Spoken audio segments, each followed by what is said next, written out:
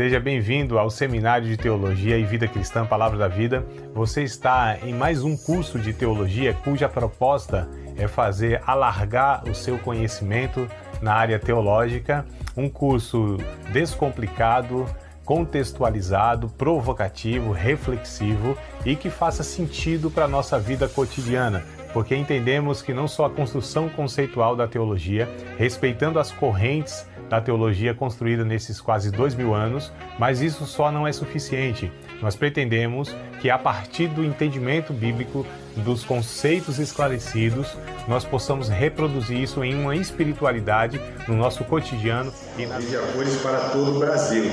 Eu pensei que era um outro negócio ali, ó. Como eu estava dizendo, hoje nós vamos iniciar uma nova matéria chamada de Família e Espiritualidade, tá? Esse é o título, é o tema e é o que nós vamos propor nessas semanas que nós vamos aqui discutir, né? Falar, refletir sobre esse conteúdo e a gente vai buscar, lógico, o conteúdo bíblico a respeito disso, né? De família e espiritualidade. Esse não é um tema, não é uma matéria, por assim dizer, tão teológica como as outras, né? Teológica no sentido assim, que é mais teórico, né? A gente vai buscar doutrinário e tal, mas não deixa de ser bíblico, né? Na verdade, tudo que é bíblico é teológico, né? Tudo que a gente fala se refere a Deus, é uma abordagem teológica, mas não é teológica nesse sentido, como são a maioria das outras matérias, né? Tem outras também que não é nessa estrutura tão teológica, mesmo teórica, né? Mas é bíblica, portanto também é teológica, né? E aí eu quero propor esse conteúdo por alguns motivos, mas antes que eu fale deles, eu quero sugerir alguns livros para vocês, como a gente faz em toda a matéria, né? Para quem quiser se aprofundar mais, quem quiser mais conteúdo, né, sobre o que a gente vai pontuando, aí vai do interesse de cada um, adquirindo um livro ou outro e tal.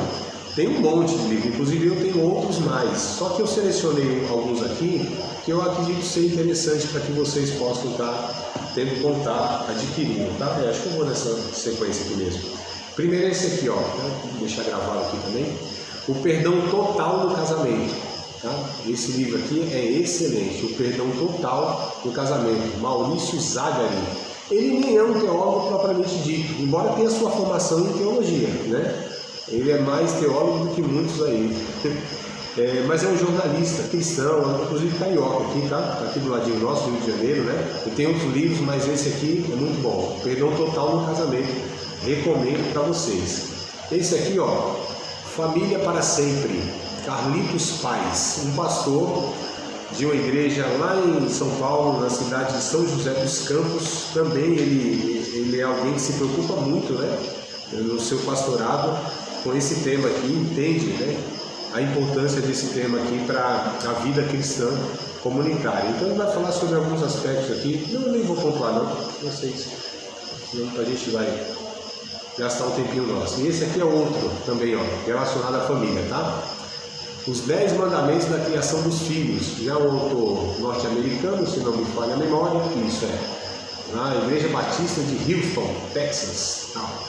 E ele fala sobre 10 mandamentos para a criação dos filhos. Um livro excelente, excelente. Eu usei ele um tempo com um grupo de homens, né, que a gente tinha na igreja, e a gente ficou 6 meses falando sobre esse conteúdo aqui, né? 10 mandamentos, criação dos filhos. Inclusive usei algumas coisas lá na palestra, né, Maria? Que legal. Você se lembra, mas concluí algumas coisas. Ser pais passivos, não ser pais passivos, não ser pais permissivos, né? Mais participativo e tal. Então, tirei algumas coisas desse livro. E esse outro aqui também sobre criação, ó, de filhos, só que mais especificamente de meninos, tá? Educando Meninos. Um livro também assim muito, mas muito bom nessa temática aqui. E tem outro que eu não trouxe porque ele está emprestado, tá? Até eu falo para você que está assistindo esse vídeo, se está com você esse livro, devolva. Tô brincando, eu sei com quem está. Aquele seu amigo não será esses livros? O que a gente acha, a gente busca isso aqui para vocês. Então, dá um jeito, tá? Depois a gente combina aí. Mas esse outro livro que eu não consegui estar porque está emprestado, com a irmã aqui da região, Entre Lençóis. O título dele é Entre Lençóis, fala sobre a sexualidade do casal. Assim, livro também excelente, muito bom. Todos esses pontos aqui, ó, educação de filhos, vida de conjugalidade, sexualidade entre o casal, deixa eu ver os outros mais, enfim, tudo isso faz parte dessa dinâmica de família, né? Papel de cada um no relacionamento. Então a gente vai falar nessa matéria sobre tudo isso, entre outras coisas também. Qual é o papel da esposa no lar e na família? Qual é o papel do esposo, do homem no lar e na família? A criação de filhos, sexualidade, administração. A gente vai começar hoje falando sobre como o Antigo Testamento aborda a questão de família. Aí depois como o Novo Testamento aborda também a família, né? Como resolver os conflitos familiares, comunicação na relação conjugal, enfim, toda essa dinâmica de família, tudo que diz respeito à família, a gente vai abordar nessas semanas aqui, tá? Essa é a nossa proposta. Tudo bem? Então, falado isso, eu ouvi falar que a palavra é viva, mas a caneta é viva também, né? Vamos lá. Como eu disse, né? Por que eu vou abordar isso? Por que o meu curso, o curso de teologia que eu proponho, tem essa temática, visto que muitos cursos de teologia nem estão preocupados com esse tema? Primeiro, que o curso que eu proponho de teologia não é esse curso de formação acadêmica, sabe, para que a pessoa entenda todas as questões teológicas, mas que a pessoa de fato, a partir do entendimento, a partir do conhecimento bíblico, né, a partir de entender as doutrinas da Bíblia, possa ter mais recurso para praticar as virtudes e o ensinamento do Evangelho nas relações mesmo, na vida. Porque para mim não faz sentido a gente entrar na sala de aula, discutir um monte de teoria, falar de um monte de termo técnico, mas que isso não seja reproduzido na vida real. Né? A vida real. Você tem essa vida alienada, né? Que muitas vezes se resume a um contexto de um espaço que a gente chama de igreja, onde a gente tem uma linguagem, um comportamento, onde a gente cria essa vida de bolha, mas não corresponde à nossa vida no cotidiano, à nossa realidade, mano. A gente não pode entender que o estudo bíblico fique em quatro paredes. O estudo bíblico, a Bíblia, Deus, o que Ele propõe é que a gente o compreenda para conhecê-lo. Então a compreensão precisa levar ao conhecimento. E o conhecimento aqui não é esse conhecimento intelectual que eu estou me referindo, não. O conhecimento intelectual é o entendimento, o conhecimento é o relacional. Então Deus quer que nós o entendamos para conhecê-lo, na relação. E para que a partir de conhecer a Deus, a gente possa se relacionar uns com os outros.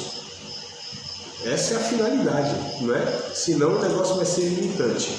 Então assim, primeiro, a gente falar em família, a gente não pode fazer uma leitura da Bíblia e interpretá-la como filhos do nosso tempo. Eu não sei se vocês vão lembrar, pelo menos a Alessandra e a Natane, se vão lembrar do dia que eu preguei, foi em maio, que eu falei, né, sobre alguma coisa de família lá e tal. Não lembro se vocês estavam no culto ou se vocês estavam e lembram, né? Mas vou pegar essa introdução que eu falei lá na ocasião da pregação. A gente não pode fazer a leitura da Bíblia e interpretá-la como filhos do nosso tempo, ou seja, como aqueles que compreendem aquilo que é nos passado, porque, amados, não tem jeito. Quando eu digo não tem jeito, assim, é lógico que a gente precisa combater, a gente não pode se conformar com isso. Que nós hoje entendemos o Evangelho porque nós estamos em uma cultura, porque nos é ensinado uma série de, entre aspas, verdades que pertencem ao nosso tempo. Por exemplo, há 50 anos atrás, 1960 para cá é quantos anos? São quantos anos? 60, né? É isso? Me ajudem aí, vocês são das contas? 20, não faz aí 60 para... 63. Hã? 63. 60, isso, então é 60, né? 60 anos para cá. Então, há 60, 70 anos atrás, por exemplo, nós não tínhamos essa discussão do feminismo, como nós temos hoje. Há 60, 70 anos atrás, nós não tínhamos relações que a gente tem hoje, não só na sociedade, mas na igreja. mulher ter algumas funções da igreja impensado. Algumas funções, alguns títulos impensado. Na igreja, na sociedade, né? Então assim, os tempos mudam. Há 70 anos atrás, nós não pensávamos, nós não discutíamos, nós não abordávamos algumas coisas que a gente aborda hoje. Porque hoje nós temos uma influência, a gente é ensinado, é orientado, porque hoje a sociedade, o mundo discute, pensa, conclui e aplica na vida coisas que não fazia 60, 70 anos atrás. Só que a gente tem que ter muito cuidado. O que é evolução de pensamento e o que é o afastamento da vontade de Deus na sociedade e na igreja, porque a igreja de alguma maneira é reflexo da sociedade que ela está inserida. Vocês pensam que a igreja pode ser a mesma denominação, a mesma tradição religiosa, mas vocês pensam que a mesma igreja aqui em Nova Almeida, aqui no Espírito Santo, na cidade de Serra, né? Os irmãos que vivem, que adoram, que servem a Deus aqui, eles pensam, eles vivem, eles adoram, eles se comportam da mesma forma que os nossos irmãos, por exemplo, lá na Alemanha? São diferentes, amados. A cultura é outra. Mas se a Bíblia é a mesma, se o Deus é o mesmo, por que muitas vezes nós temos essas formas de viver diferente? Porque nós somos influenciados, isso é um fato. Tem alguma coisa errada em sermos influenciados? Aí depende. Aí cabe a nós fazer peneirar isso, né? Fazer essa triagem. Se o que na nossa cultura é de fonte, de virtude, de ensinamento bíblico ou não. É um desafio que nós temos. E se a gente não compreender isso, se a gente não fizer isso intencionalmente, mas aí a gente vai estar chamando de Deus o que não é Deus, e não vai estar chamando de Deus o que é Deus. Aí a gente vai misturar nossas preferências, nossos gostos culturais, regionais, denominacionais, de doutrina, e a gente às vezes vai desprezar o ensino bíblico, né? Porque a gente acha que não é aquilo não, é o que a gente aprendeu. Então a gente precisa ter muito cuidado. Então a gente não pode ser filho do nosso tempo, nesse sentido, tá? A nossa mentalidade, essa cultura local, né? E as ideologias, elas não podem, as sociologias impostas, as ideologias não devem ser para nós as lentes que a gente lê a Bíblia. Porque antes a gente tinha de fato uma leitura da Bíblia machista. Isso foi assim, mas quase que toda a história da humanidade, esse machismo imposto em algumas culturas mais fortes e em outras menos. Até hoje nós temos isso. No Brasil também, né? Em outras culturas de uma forma muito mais assim escandalosa. Então você vai nos países aí do islamismo, por exemplo. Na Índia você ainda tem uma cultura onde as mulheres elas são enterradas vivas quando seus esposos morrem. As meninas, com seus 9, 10 aninhos lá, são mutiladas na sua genitália para não sentir prazer. Embora na Índia não é mais lei, isso não é lei, isso aí já foi, né? A ONU conseguiu e tal, e isso não é mais lei, mas a prática continua, porque assim, não é porque colocou a lei lá que o povo vai viver diferente, não. A cultura para ela ser mudada, nossa, com muito esforço, mas são anos, décadas e às vezes até séculos.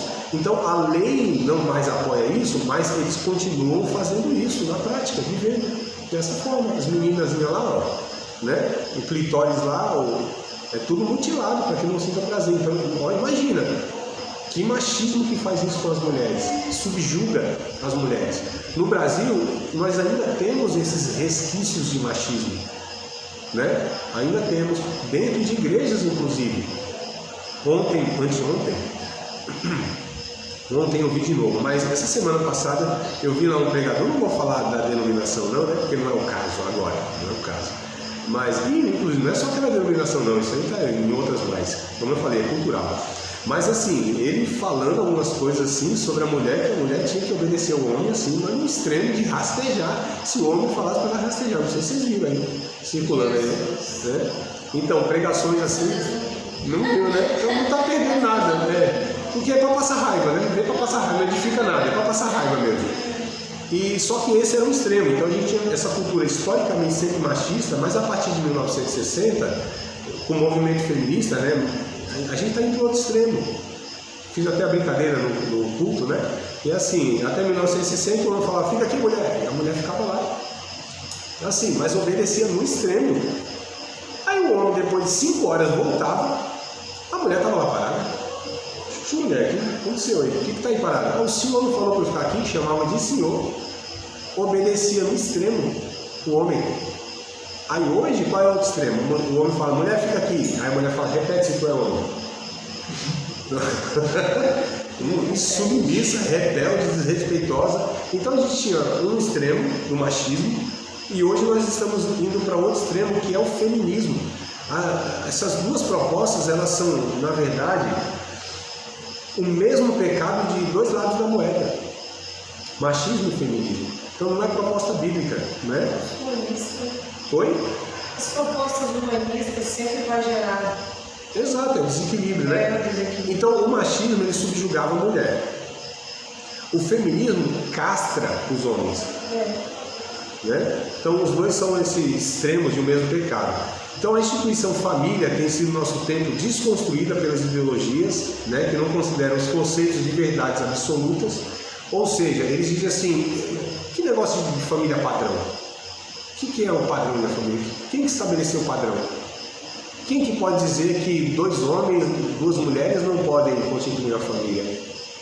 Aí pega alguns exemplos, por exemplo, mas tem avós que criam os netos, uma série de situações aí. Né? Às vezes os pais morreram, ou os pais separaram, enfim, a tutela, a guarda foram os avós. Então querem pegar essas questões. Quem pode dizer que isso aqui não é uma família, não configura uma família? Bom, quem pode dizer é quem criou a família? Que é Deus. Então Deus criou a família, a gente vai ver isso aqui. E o que Deus chama de família? Não é o que nós chamamos, não é que a nossa época, a nossa cultura chama de família. Não é que as pessoas, as ideologias querem falar o que é família. Quem estabelece isso é Deus, que é absoluto. Então eles vão contestar porque eles não consideram mais os conceitos absolutos, né? Que é mesmo um fruto da nossa época mesmo, né? Eles consideram a relatividade de todas as coisas. Então, mas há uma estrutura, há um padrão familiar, uma estrutura familiar estabelecida por Deus, né? Que é o Criador da família, como eu disse. Então, da família, olha que coisa interessante, pode ser gerada todas as virtudes para uma sociedade, como pode gerar também todas as mazelas para uma sociedade. Então, a família é a fonte dessas duas coisas, pode ser a fonte, e é de fato a fonte dessas duas coisas. Então, quando a família ela é, de fato, construída, nutrida, segundo os padrões que Deus estabeleceu, ela vai ser a fonte das virtudes. Quando é construída sem os padrões bíblicos, ela vai ser a fonte das desgraças de uma sociedade. Então, assim, quando, por exemplo, nós que somos, né, aqueles que de alguma maneira dizem que querem fazer a vontade de Deus, que a gente busca a vontade de Deus, e a gente não dá ênfase, não dá a importância devida à família na nossa construção de igreja, a gente, na verdade, está contribuindo para que a sociedade experimente a desgraça que uma família desestruturada pode gerar. Eu já disse isso aqui em outras matérias, que uma igreja que se preze, que se diga bíblica, cristã, que queira fazer a vontade de Deus, não der prioridade à família, amados, não é bíblica. Porque da família que a sociedade, uma família curada, a sociedade curada. Quem é pastor de igreja, quem cuida de pessoas, sabe que o problema todos os problemas de uma igreja, ela é de ordem familiar. Ou é a criança, ou é o adolescente, ou é o jovenzinho lá, ou é a questão do casal. E não tem igreja sem a família. Não existe. Então, se nós não damos a atenção devida, a importância devida. Algumas igrejas aí, eu não sei nem na região aqui, né? A nossa não tem, a de vocês aí eu já fui, parece que não tem esse título, mas domingo tinha um título assim, culto da família. Tanto é que na igreja que eu congreguei, a gente tinha essa questão aí, eu falei, não, calma aí, vamos tirar esse título. Ou tira o título ou coloca o conteúdo. Porque não se fala de família. Eu briguei na igreja por causa dessas coisas. Aí graças a briguei, feio. Eu quero culto e disse ser culto da família para falar da família. Exato. Aí, então agora, inclusive o senhor vai ganhar no primeiro. Essa é a abertura. Então é todo falando da família. Porque a gente fala que cuida da família, mas não fala nada da família. Fala de anjo, fala de tudo mesmo. É igual o culto da ceia, não pode ser nome do culto da ceia. Nem fala da ceia. Então tem alguma coisa, é um pretexto só, né? Mas é isso, a gente precisa estar dando atenção e entendendo, amado. Então o que eu vou começar aqui com vocês? Isso aqui é só uma introdução, né? Pra gente. Vou falar com vocês então do Antigo Testamento ou os fundamentos do Antigo Testamento com relação ao casamento. Vamos pegar um texto lá de Gênesis, capítulo 2, verso 24. É um texto base, né? Depois a gente vai recorrer ele de novo, a gente vai ler ele extraindo outros pontos. Mas por agora eu quero aqui ler como base do que eu vou começar a falar. Mas Gênesis capítulo 2, verso 24. Na minha versão, pelo menos, é o seguinte: portanto, deixará o varão, seu pai e sua mãe, e apegar-se-á a sua mulher, e serão ambos uma só carne, né? Bom, o nosso Senhor Jesus, quando ele foi indagado acerca do casamento, lá em Mateus capítulo 19, vamos pegar o texto lá? Isso, ele citou isso aqui, né? Então, quando ele foi indagado lá no capítulo 19 de Mateus, versos de número 3, a referência é do 3 ao 12, tá? Mas eu não vou ler até o 12 não, acho que vou ler até o 5. Mas vamos lá, Mateus capítulo 19, versículo de número 3 ao 12 é a referência. Eu acho que até o 5 já vai ser suficiente para eu estar extraindo aqui o que eu pretendo passar para vocês. Vamos lá, Mateus 19, se eu achar também eu leio com vocês, achei. Diz assim, ó. Então chegaram ao pé dele, né, Jesus, os fariseus tentando e dizendo: é lícito o homem repudiar sua mulher por qualquer motivo? Ele, porém, respondendo, disse-lhes: não tendes lido que no princípio o Criador os fez macho e fêmea? E disse: portanto deixará o homem pai e mãe e se unirá à sua mulher, e serão dois uma só carne? Assim não são mais dois, mas uma só carne. Portanto, o que Deus ajuntou, não separe o homem. Até o 6, né? Até o verso 6. Então, quando Jesus foi indagado, foi perguntado acerca do casamento, ele não buscou as referências, né, os pensamentos da sua época lá, sei lá, ou nas diversas culturas que tinha em volta, né? Nem tampouco ele buscou, porque tinha duas correntes rabínicas lá, né? Ou seja, os ensinadores judaicos, você tinha duas correntes de pensamento, tinham dois rabinos principais lá, né? Chamado de Shammai e o outro lá de Hillel. Então eles falavam aí sobre a questão o que era permitido no divórcio, o que não era e tal, por isso que perguntaram. E os fariseus que perguntaram, eles esperavam que Jesus fosse de uma ou outra posição, ou seja, do Hillel, da escola de Hillel ou da escola de Shammai. E aí Jesus não busca essas referências. Ele buscou a referência aonde? Lá em Gênesis 2, 24, que é o que ele cita aqui no verso de número 4, acho, né? Me perdi aqui, né? O verso 4 lá que ele falou, não, no verso 5, né? 4. Não, é que ele disse, no Gênesis 2, 24, e ele busca então a referência onde? Lá na criação de Deus, lá no padrão de Deus original, quando Deus cria todas as coisas. Então ele buscou lá e disse, ó, assim Deus disse, como o Criador fez, o homem e a mulher. Ele disse, o homem deve separar do seu pai e da sua mãe, se une à sua mulher. Então o que ele buscou? Ele buscou Gênesis 2, 24. Quando ele fez isso, ele deu para nós uma perspectiva e uma base que a gente precisa para examinar os fundamentos bíblicos para o casamento e para a família. Então, para nós, nesse tema, a gente vai buscar o plano original de Deus, irmãos. Não que depois se desdobrou. Então não é hoje que é o padrão, não é o que se fala hoje. Como também não era o Antigo Testamento. Então assim, no Antigo Testamento Deus ele concedeu, ele fez concessão, ele tolerou uma série de situações. A poligamia, por exemplo, o divórcio, por exemplo. Então, eu estou falando isso porque às vezes a gente aconselha aí alguns casais, né, em processo, às vezes, muitas vezes já de divórcio, o leite já derramou, e muitas vezes o leite derramou por alguns motivos bem básicos, bem básicos. Eu tenho acompanhado casais assim, das mais variadas situações. Novos, começando o casamento, antigo, 20, 30 anos de casamento, novos convertidos, pastores, a gente tem se deparado também nessas situações, líderes, gente madura, imatura, em vários sentidos, enfim. Todos eles, independente das situações que chegam para a gente, independente, todos eles têm algo muito comum, sem exceção.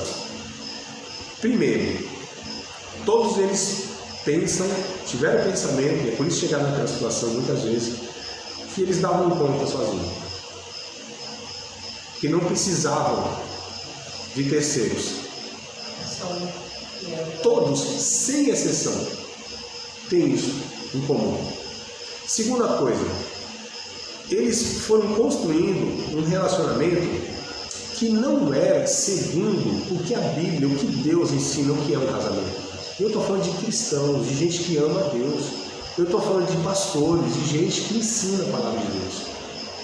Mas na área, no casamento, mas é tão crucial o que a Bíblia diz, que ninguém deve, ninguém pode, não vai ser adequado alguém que assuma a função de um líder espiritual numa igreja, se ele primeiro, se ele não coloca inclusive a família dele acima do seu ministério.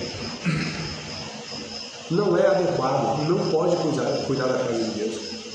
A característica maior de um pastor, de um líder cristão, de um homem de Deus, por assim dizer, de uma mulher de Deus, enfim, não é que ele consagre a sua vida, que seja usado por Deus, que ganhe muitas almas, sabe? Que nada dessas coisas que a gente tem colocado como sendo a espiritualidade, a vida espiritual no discípulo de Cristo, mas que seja um bom pai, um bom esposo.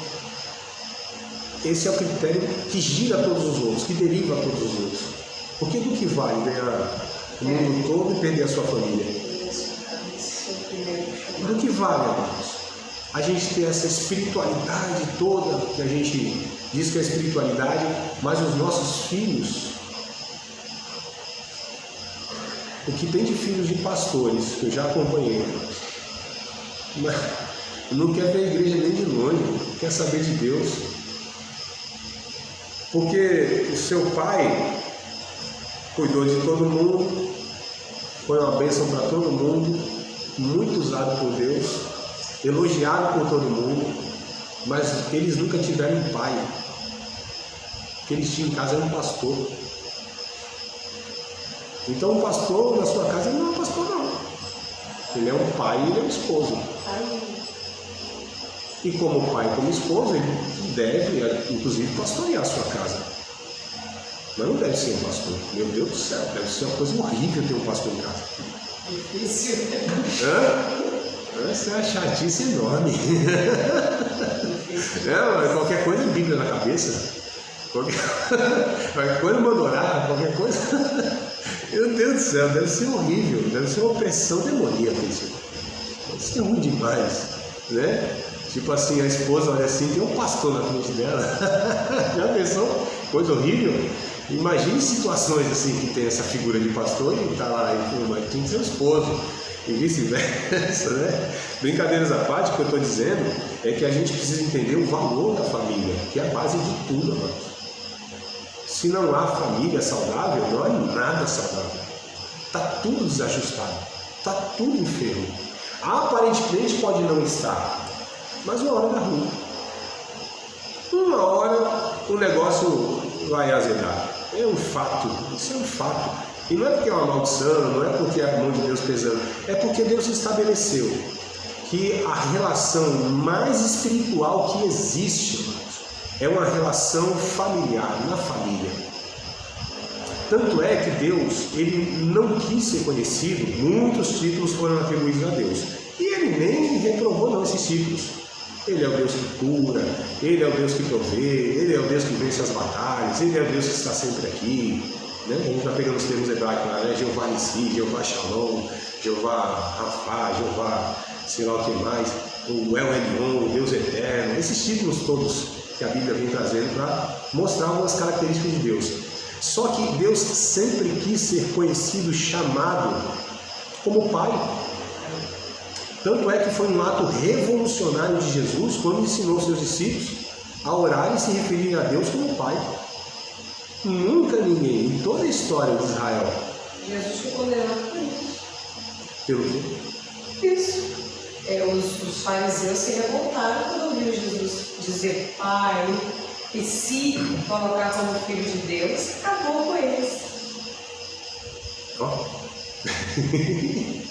Percebam, mas como que Deus estabelece, a gente vai trabalhar essa questão de quem é Deus e quem Ele cria, a sua imagem e semelhança. Que imagem e semelhança é essa? Eu acho que eles pensaram que Jesus tiveram uma grande falta de respeito, sim. Não, Maria, na verdade, essa passagem que a irmã citou, essa questão, é que ele se fez igual a Deus. Quando ele chama de pai e ele fala que é filho, aqui é uma questão muito... É porque a gente talvez não tenha a noção culturalmente ali, né, na época de Jesus, o que isso significava. Então, quando diz assim, tanto é que o texto diz assim, ó, ele se faz igual a Deus. Porque filho aqui não é nessa questão, nessa relação parental. Filho é da natureza. É por isso que eles entenderam. Jesus está falando que ele é igual a Deus. Quando diz ele é meu pai. Né? Então é por isso que não é nessa relação que a gente está abordando aqui familiar, não. Parental. É por isso que aí o termo os termos que muitas vezes é que traz para a gente essas percepções. Mas é claro que a gente está vendo o termo e associa. Mas quando a gente estuda mais profundo essas questões de termos mesmo, não é nesse sentido, né? Então, não é porque ele falou, eu sou filho de Deus, ele é meu pai, nesse sentido que a gente se trata. É porque ele diz, não é. Porque assim, quando Jesus diz, ele é meu pai, ou eu sou filho de Deus, né? Tu dizes que tu és filho de Deus, é Deus. Tu dizes filho de Deus, equivale a dizer, tu és Deus. Entendeu? Porque filho de peixe é o quê? Peixe. Peixinho, né? Não é que a gente não tem esse ditado? De peixe, peixe é. Mas por que a gente fala isso? Porque filho de peixe não pode ser sapo, não pode ser jacaré.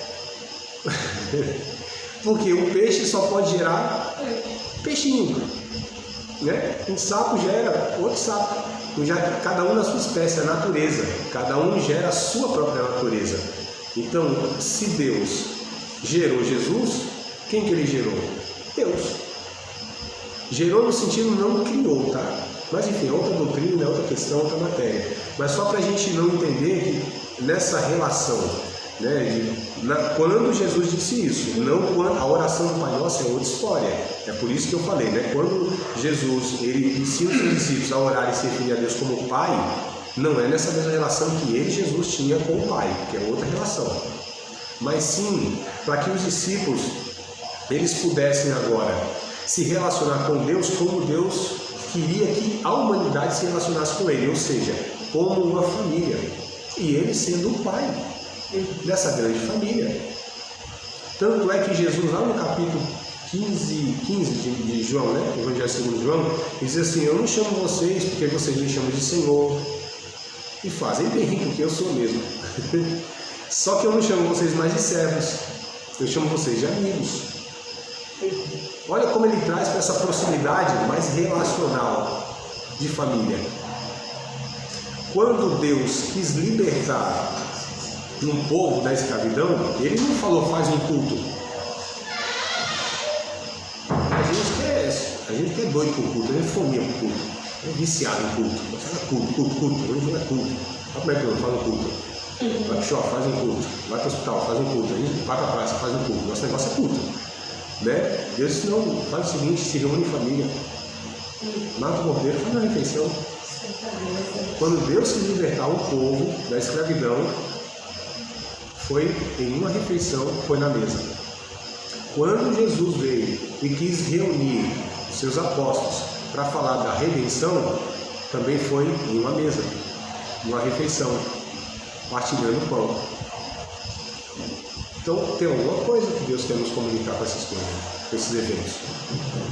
E a gente vai ver isso ao longo da nossa matéria e dos textos bíblicos, né? Eu quero falar sobre o casamento à luz da criação, tá? Então a gente precisa sempre entender, é lá no plano original de Deus. Esquece Moisés, Antigo Testamento, nesse sentido, porque não é o nosso padrão. O que depois aconteceu no capítulo 3 de Gênesis, até a vinda de Jesus, tudo aquilo lá não era vontade de Deus, era Deus tolerando o nosso coração duro, né? Como ainda hoje Deus tolera um bocado de coisa na nossa vida, mas não é vontade de Deus. Um monte de coisa Deus tolera, né? Não é a sua vontade, né? Tanto é que, como eu falei, né? Acho que eu me perdi aqui no exemplo que eu ia dar. Algumas vezes, alguns irmãos, eles perguntam nesse processo de aconselhamento, que eles querem se justificar a atitude, né? Ah, mas Deus não abençoa se no casamento? Ah, mas não sei o que e tal. Eu falo, é isso aqui, ponto final, meu irmão. Se você quer tomar a sua atitude, tome por você mesmo. Eu também falo assim. Não queira justificar. Então a gente quer justificar o nosso pecado, não é só nessa área não, é em todas as áreas. A gente precisa entender, existe uma vontade de Deus, é esta, ponto final. Se a gente não cumpre ela, se a gente não alcança ela, então a gente fala assim, não, eu de fato não vivo a vontade de Deus, embora eu a busque, a deseje, a queira, mas não vivo. Porque eu acho até que todos nós, sabe, estamos um pouco assim, mas um pouco não, bem longe da vontade de Deus. Eu acho que a pessoa que chega a essa conclusão, eu estou no centro da vontade de Deus, das duas não. Ou não conhece Deus, ou não conhece a vontade de Deus. Ou não se conhece, então tem um terceiro. Não é possível, né? Vamos lá. Então, antes que Jesus respondesse sobre o casamento citado lá em Gênesis 24, 2:24, ele cita, se a gente voltar lá em Mateus, vamos voltar em Mateus? Vamos fazer análise dos textos? Mateus capítulo 19, vamos voltar lá. Eu enfatizei um ponto, mas eu quero enfatizar outro, que eu deixei passar batido intencionalmente, né? Intencionalmente. Não estou distraído aqui não, viu? Vamos lá. Então, antes que Jesus respondesse sobre o casamento, que ele citou lá no 2:24 de Gênesis, ele cita o Gênesis 1:27. Olha o verso 4 aí de Mateus 19. Acho que é o 4. Quem pode ler, por favor? No começo o Criador os fez homem e mulher. Isso. Então, aí no 5 que ele fala do Gênesis 2:24. Mas no 4 ele fala do quê? Do Gênesis 1:27. Né? Então, para mostrar que o casamento era parte da obra criadora de Deus. Sendo assim, era a responsabilidade de toda a humanidade. O fato de Deus criar um homem e uma mulher é um indicativo que o casamento deve ser monogâmico e heterossexual. Depois eu vou falar de um terceiro ponto. Tá, esse é o indicativo. Deus os criou macho e fêmea. Então tem um indicativo aqui. Ele é monogâmico, porque senão Deus teria criado um macho e duas fêmeas. Né? 2 machos e uma fêmea. 2 machos ou 2 fêmeas. Então é monogâmico, é heterossexual, é entre um homem e uma mulher. Apesar das confusões de hoje, né? Continua sendo o plano de Deus inalterável em relação ao casamento. Então, esse plano original de Deus, ele é inalterável. Não depende de cultura, não depende de tempo, não é Antigo Testamento, nem Novo Testamento. É vontade de Deus no plano original, amados. E é isso que a gente precisa buscar. Nessa relação, Deus mostrou a igualdade de valor e de mérito. Acho importante isso aqui, viu?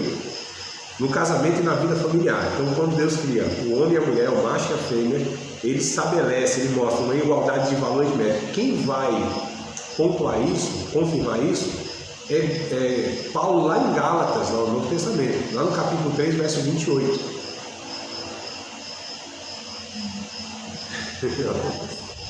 Gálatas 3, 28, né? Então, Deus mostra nessa relação a igualdade de valor e mérito no casamento e na vida familiar, formando a mulher a partir do homem para completar e ambos serem uma só carne. Se alguém puder ler, por favor, me ajuda aí. 3:24. 28. Isso. Não há judeu, nem grego, escravo, nem livre, homem nem mulher, pois todos são um em Cristo Jesus. Olha só, não há macho, não há fêmea, não há homem, não há mulher. Todos são iguais em mérito, em valor, em dignidade, em importância. Não há superioridade e inferioridade. O que vai haver, a gente vai ver mais para frente, são papéis a serem desempenhados, funções distintas, mas um não é sobre o outro. Veja que coisa interessante e sutil que a gente não percebe muitas vezes só lendo a Bíblia, só lendo o texto superficial, né? E alguns irmãos pensam que é só ler a Bíblia, né? Não é só ler a Bíblia, não. Quando Deus chama lá o casal, vai pedir conta lá daquela presepara toda que eles fizeram. Presepara toda. Olha, lascou nossa vida. Né? Mas se fosse a gente ia fazer até pior. E aí o que acontece? Aí o homem diz assim, ela é a Eva, que é a mãe das viventes. O que ele fez? Pois nomeou, Deus não disse para o homem nomear a mulher, para nomear os animais. Aí fica à vontade. Nomeie os animais, você tem poder sobre os animais, você tem autoridade sobre os animais, você tem domínio sobre os animais. Mas ao homem não foi dado por Deus para nomear a mulher. Só depois do pecado que ele vai falar, seu nome é Eva. Mas qual era o nome dos dois? Que a gente já... Adão. O nome dos dois era Adão. Era Adão macho e Adão fêmea. Hã? Eva? Daqui a pouco. Mas o que é, só para a gente não perder esse fiozinho da meada. E o que é Adão? O que é a palavra Adão? O que significa Adão? Não é humanidade? A palavra Adão não é nome próprio, se tornou depois, mas é humanidade. E o que o homem estava falando para a mulher? Você não é mais humanidade. Você só é mãe dos seres viventes. Olha aqui, amado, sutilmente aqui, ó, o que o pecado fez entre o homem e a mulher. O homem considerou a mulher inferior a ele, a ponto de falar, você não é mais humana. Não sendo humana, ser um objeto meu, minha propriedade. Não foi isso a história no Antigo Testamento todinha, e até hoje, como eu falei em algumas culturas, a mulher não é um objeto, mas em algumas culturas a mulher faz parte das propriedades que o homem tem. Eu tenho 100 cabeças de gado, eu tenho 2 fazendas, eu tenho uma mulher. Entra, eu não estou brincando, entra nessa contagem como propriedade. Tanto é que muitos homens se acham no direito de espancar uma mulher, de oprimir uma mulher. Por aí se compram as mulheres. Exato, é o norte. O mercado ali. Não é a nossa cultura, não é tão diferente. O homem não acha que tem direito sobre a mulher? Cala sua boca, quem manda aqui sou eu. Agride a mulher, se não vai ser minha, não vai ser mais ninguém, mata a mulher. Não é assim, amado, na nossa cultura? Então, olha só, e muitas vezes, infelizmente, dentro do nosso contexto cristão, evangélico, nós temos situações bem semelhantes. É que a gente é crente, né? A gente não chega a matar. Às vezes. O que mais que se pensa? Infelizmente é. Até tem uns casos aí, um certo número assustador. Mas a gente peca de outra forma, oprimindo a mulher, estou falando das homens, mandando a mulher, privando a mulher dos seus direitos mais básicos, né? Estava indo uma discussão no grupo aqui, que me colocaram. Depois eu falo que o grupo é isso, é bem interessante, para melhorar a área da vida do casal. Eu entrei e falei, eu preciso melhorar isso aqui também. E aí, foi a questão lá de alguns homens, algumas mulheres, parece que começam a olhar o homem sem apreço, né? Sem, como fala? Sem desejo? Não é a palavra desejo. Admiração. Porque o homem às vezes ganha menos do que ela, enfim, um negócio assim. Eu falei, oxe, e é assim, Eu é assim. E no casamento cristão tem essas divisões do meu dinheiro, o seu dinheiro, o meu salário, o seu salário. Olha que coisa estranha que nós temos, irmãos, dentro do nosso convívio. Que para mim isso é absurdo. os irmãos vivem dessa forma, eu acho que teria que repensar. Absurdo, não é? Então, eu até citei lá, tem um tempo que eu fiquei desempregado. A Vânia sustentou a casa, e nem por isso mudou as funções. Mudou a minha dignidade, a admiração dela por mim, etc e tal. E não é porque também hoje, no caso hoje, só eu gero renda, que também o primo, ela tem que pedir dinheiro para mim para comprar coisas básicas. Oh, meu Deus! Que ideia é essa de família, de relacionamento humano, conjugal que a gente está gerando? É um negócio... Demorei. Vamos lá. Então, capítulo 2 de Gênesis, verso 18. Verso 18. Só para falar, então, ó, é igualdade nesse sentido, né? E quer dizer o que mesmo? Ah, desculpa, irmã, você não respondi. É mãe das viventes mesmo. Mãe dos seres viventes. Mãe dos seres viventes. Foi o que o homem deixou ela ser. Você só procria mesmo. Só para ter filho, né? Será que é por isso que Deus depois fala sobre ao homem sujeitará alguma coisa assim? Teu desejo será para ele. Meu Deus. A submissão, preste atenção aqui, ó, eu acho que vale a pena. A submissão que foi estabelecida por Deus em relação à mulher para com o homem é uma maldição, não é bênção, não. E Deus tem que fazer isso também, senão a mulher ia acabar com a vida do homem. E acabar com a vida do homem. Porque como o homem se tornou opressor, a mulher se tornou manipuladora. Foi ela que foi lá, né? E a gente está falando de nós, tá? Só falando da gente. A natureza de Eva. As mulheres são manipuladoras. Meu Deus do céu. As mulheres, elas assim, mudaram a história. Eu posso falar que eu acho que vocês são adultos, não importa essa minha linguagem, né? As mulheres mudaram o curso da história abrindo as pernas.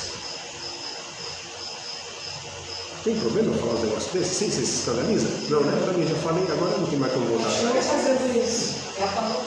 As mulheres, irmãos, é só a gente ver Jezabel, Herodias e tantas outras, na Bíblia eu estou dizendo, né? Como elas manipularam os homens e como fazem até hoje. Sutilmente, sem elas próprias. E como os homens se deixam manipular até hoje. Porque é o poder satânico, é a potência satânica na vida das mulheres manipular homens. Como é satânico a capacidade do homem oprimir a mulher, os dois estão igualmente. Agora, a mulher a gente não pode falar muito, né? Os tempos de hoje não. É uma briga doida. Nessa área ninguém tem igualdade, né? Então, não reconhece, né? Porque hoje a mulher tem se tornado assim. Parece que todas as mulheres são descendentes de Madre Teresa de Calcutá, uma santa. E os homens têm sido assim possíveis, né? E os dois igualmente têm a mesma potência. É que o homem evidencia mais, amigos. A mulher é sorrateira, é sutil, é com delicadeza, mata no envenenamento, na comida do homem no almoço. O homem não, dá facada, dá murro, dá tiro. É por isso que o homem é mais evidenciado, a violência, essa coisa toda. Mas a mulher é satiosa. Mano? Então, assim, só pra gente ver o que se tornou. Mas vamos esquecer por hora isso. Vamos esquecer por hora isso e vamos ver de fato o que Deus estabeleceu. Que não são essas coisas, né? Então, capítulo 2 de Gênesis, verso 18. E Deus disse o Senhor Deus: não é bom que o homem esteja só. Far-lhe-ei uma adjutora que esteja como diante dele. Ao invés de adjutora, essa palavra adjutora não está aí na Bíblia de vocês. Vou fazer para ele alguém que o ajude. O ajude. Como se fosse só outra metade. Ajudadora. Tem diferente, não? Auxiliadora. Algumas versões. Ajudadora, auxiliadora, quem o ajude, né? Tem essas versões. Se achar outra aí, me compartilha, tá? Vamos pular para o verso 22. Verso 22, 23 e 24 aqui, ó, só para completar. E da costela que o Senhor Deus tomou do homem, formou uma mulher e trouxe a Adão. Disse Adão: esta é agora osso dos meus ossos e carne da minha carne. Essa será chamada varoa, porquanto do varão foi tomada, ou foi tirada, né? Foi extraída. Portanto, deixará o varão, o seu pai e sua mãe, e apegar-se-á a sua mulher, e serão ambos uma só carne. Então, esse é o texto para completar. Só que essa palavra aí que a gente leu, ajudadora, auxiliadora, quem auxilia, né? Quem ajuda e tal, no texto original aqui, que é o hebraico, a expressão é Ezer Kenegdo. Acho que a pronúncia deve ser essa. Ezer Kenegdo. Deus disse, eu vou fazer uma Ezer Kenegdo para o homem. E aí, isso aqui literalmente é Deus falando, eu vou fazer alguém que lhe ajude se opondo. Exatamente isso. Uma opositora. Literal. Vai te frear. Ah, tá, é idônea, né? Uma outra também, né? Idônea. Foi uma mulher idônea.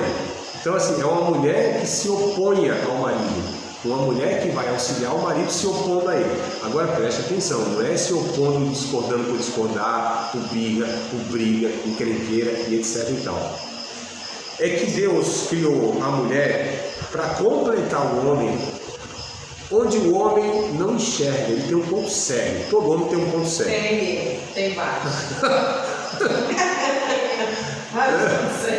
Aí, tá vendo?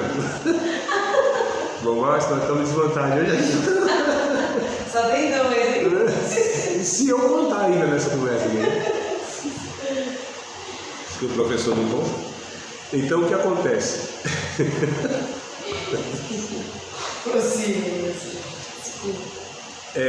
Então, Deus fez a mulher como aquela que deve mostrar para o homem de uma forma a construir. É por isso que a Bíblia diz, a mulher sábia edifica o treino, não destrói.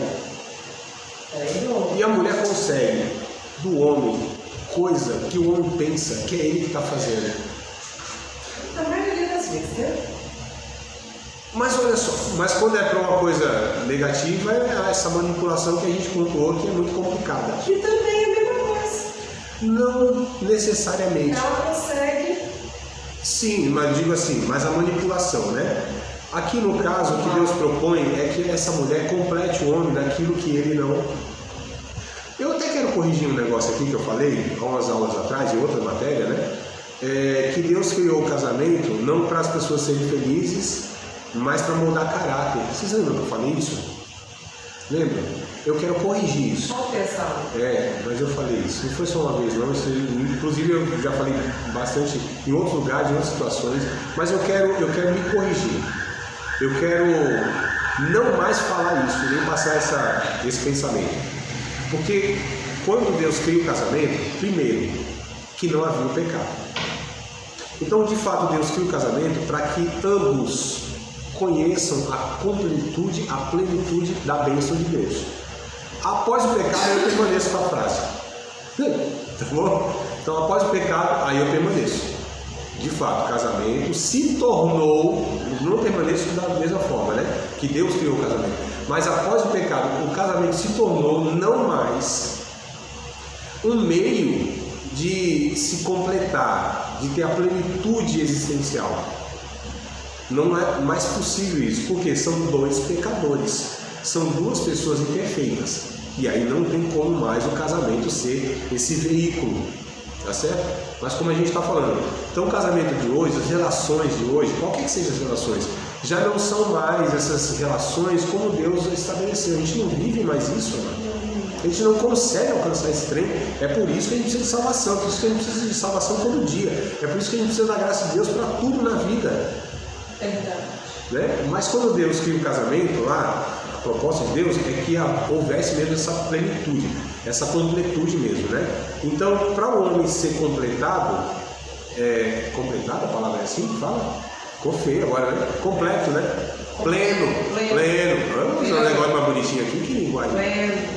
Estuda tanto que eu estou até torto aqui, ó. Vocês não falam nada. Meu Deus do céu, vocês me dêem. Jesus,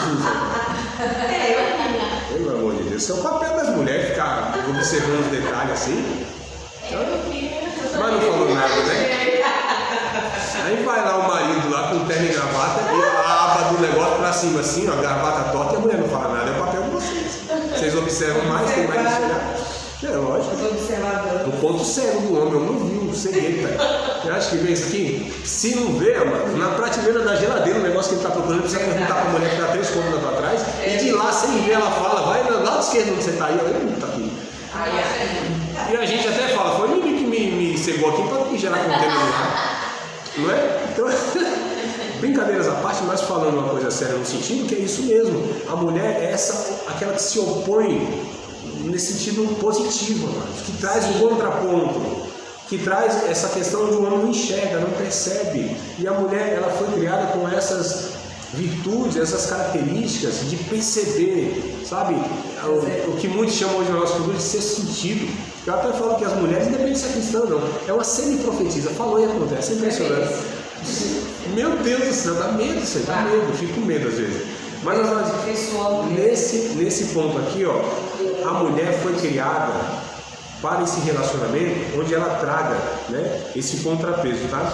Após a criação do casal, o que Deus faz? Lá em Gênesis 1:28, após a criação do casal, o que Deus faz com esse casal? Gênesis 1:28.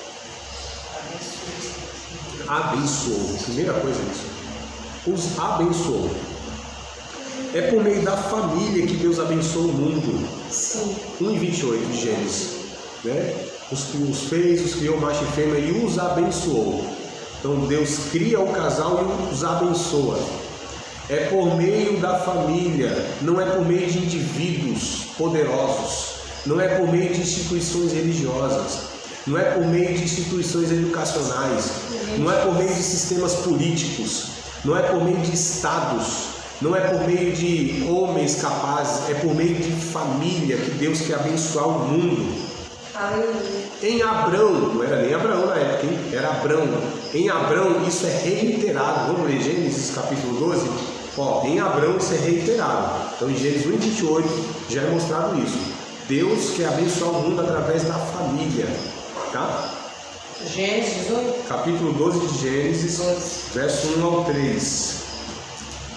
Deus, ele reitera isso através de Abraão. Preste atenção antes que vocês leiam. Note aqui. Me escutem aqui. Ó, o nome de Abraão, Abrão, né? Abrão. Aqui era Abrão ainda. Quer dizer pai elevado, pai das alturas. Uma pessoa orgulhosa, até pela posição que ele ocupava, né? Na Mesopotâmia, lá e etc e tal. E Deus mudou o nome dele de Abrão para Abraão, que quer dizer pai de multidões. Olha só, mas o que Deus está mostrando aqui. Você vai ser pai de multidões. Ele fala isso aqui no texto, ó. Capítulo 12, verso 1 ao 3. Ora, o Senhor disse a Abrão: sai-te da tua terra, da tua parentela e da casa do teu pai, para a terra que eu te mostrarei. E far-te-ei uma grande nação, e abençoar-te-ei e engrandecerei o teu nome, e tu serás uma bênção.